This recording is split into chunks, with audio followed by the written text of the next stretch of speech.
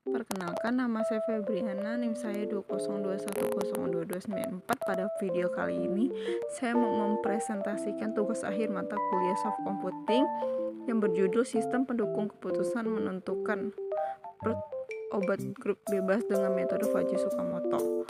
Pada video kali ini, untuk dosen mata kuliah saya dibimbing oleh Dr. David Eskom, MCS, MKom, NIDN 1129068001. Berikut ada jurnal yang saya buat. Di sini ada abstrak, di mana abstrak berisi tentang sistem pendukung keputusan untuk menentukan persediaan obat yang sangat penting dalam manajemen inventaris apotik dan rumah sakit untuk memastikan ketersediaan obat yang optimal tanpa menimbulkan kelebihan stok yang berlebihan. Ini untuk kata kunci dalam abstrak itu sistem pendukung keputusan, persediaan obat, Fujii Tsukamoto, dan manajemen investasi apotik. Berikut adalah pendahuluan, di mana pendahuluan itu berisi tentang prosedur pemesanannya bagaimana dan masalah yang terjadi di dalam PT Sumberindo Pharma-Tama ini bagaimana. Untuk masalahnya itu ada pun berat minimal pembelian yang harus dipenuhi, yaitu umumnya sekitar 50 atau 100 kilo di luar Pulau Jawa. Di sini untuk lanjutan dari pendahuluan itu didapat prediksi persediaan, di mana mereka melakukan pemesanan jumlah yang sesuai dengan jenis obatnya untuk menyeimbangkan persediaan obat dalam gudang. Terus prediksi persediaan itu memerlukan sistem yang menangani integrasi berdasarkan histori perusahaan untuk mengambil keputusan dengan metode yang mengkalkulasi rekomendasi keputusan. Peneliti ini mengangkat konsep sistem penunjang keputusan. Di dalam SPK terdiri 4 komponen, yaitu manajemen data, antarmuka, manajemen pengetahuan, dan manajemen model. Antarmuka dan SPK. Terus untuk algoritma yang dipakai, di sini menggunakan Fujii Tsukamoto, yang dimana Fujii itu penuh dengan ketidakpastian dan keraguan dan kekurang lengkapan informasi. Maka dari itu, untuk menangani masalah ketidakpastian ini dapat dihitung nilai keanggotaannya dari satu objek. Terus perhitungan nilai keanggotaannya itu didefinisikan untuk fungsi keanggotaan. Berarti ini lanjutannya dari pendahuluan. Terus masuk ke dalam metode inferensi Fujii, yang dimana algoritma Fujii ini menghitung semua aturan dalam berbasis pengetahuan dengan metode Fujii Tsukamoto, yang dimana berbentuk if then. Direpresentasikan suatu himpunan Fujii dengan keanggotaan. Di sini itu menggunakan metode Fujii yang terdiri dari if then. Berikut nomor 2, metode penelitian, yang dimana bentuk penelitian itu merupakan studi kasus. Studi kasus merupakan strategi penelitian yang terfokus pada pemahaman terhadap sesuatu yang dinamis dalam konteks yang tunggal.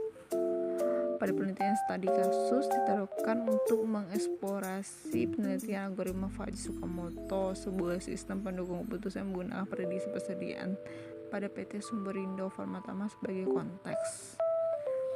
Untuk melakukan prediksi menggunakan sistem fuzzy dengan metode inferensi Tsukamoto, maka perlu mendeskripsikan komponen variabel fuzzy dan aturan-aturan variabel dalam sistem fuzzy. Umumnya terdiri atas beberapa variabel dependen, satu variabel dependen. Variabel dalam sistem fuzzy hendaklah memiliki dua himpunan keanggotaan. Keanggotaan sebuah objek dalam sebuah variabel. Derajat keanggotaan bernilai 0 hingga 1. Yang digunakan dalam penelitian ini terdiri dari permintaan, stok, dan persediaan. Tiap variabel memiliki dua himpunan keanggotaan, yaitu rendah dan tinggi, permintaan sedikit dan banyak untuk stok dan sedikit dan banyak untuk persediaan. Ini gambarnya. Gambar 1 itu grafik himpunan variabel ya. Itu ada permintaan, stok, dan persediaan. Untuk input variabel permintaan menggunakan forecasting dengan metode rata-rata terbobot pada data penjualan. Rata-rata terbobot dihitung menggunakan persamaan 3.fn plus 1 adalah nilai permintaan atau nilai pada periode n tambah 1 yang akan diprediksi Sn. Di sini menggunakan nilai moving average untuk perhitungan rata-ratanya. Aturan dalam sistem fuzzy yang menghubungkan antara variabel independen dan variabel dependen. Aturan dalam sistem fuzzy umumnya berbentuk if dan then. Di sini untuk perhitungannya menggunakan aturan ya, aturan di mana aturan if dan aturan then. Dengan menghitung nilai pada kondisi dan menekan operator, maka akan didapatkan nilai predikat. Nilai predikat disubstitusikan pada fungsi keanggotaan yang merepresentasikan himpunan keanggotaan dari variabel pada aturan untuk mendapatkan nilai Z dari tiap aturan.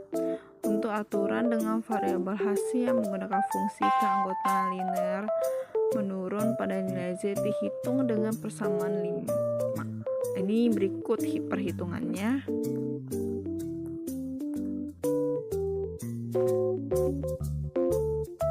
Berikut adalah nomor 3 hasil dan pembahasan, di mana aturan 1 itu if permintaan rendah dan stok sedikit dan persediaan sedikit, maka hasilnya 266,64. Aturan kedua if permintaan rendah dan stok banyak dan persediaan sedikit, maka hasilnya 302. Aturan ketiga if permintaan tinggi dan stok sedikit dan persediaan banyak, hasilnya 270,9532. Aturan 4 if permintaan tinggi dan stok banyak dan persediaan banyak, itu hasilnya 259. Untuk hasil dari 4 aturan tersebut dihitung menggunakan rata-rata dengan hasil 267,381,227 sekian. Maka didapatkan hasil dari data penjualannya sekian Januari sampai bulan Desember, data stoknya sekian, data persediaannya dapat dilihat ada 3 Januari, April, dan September.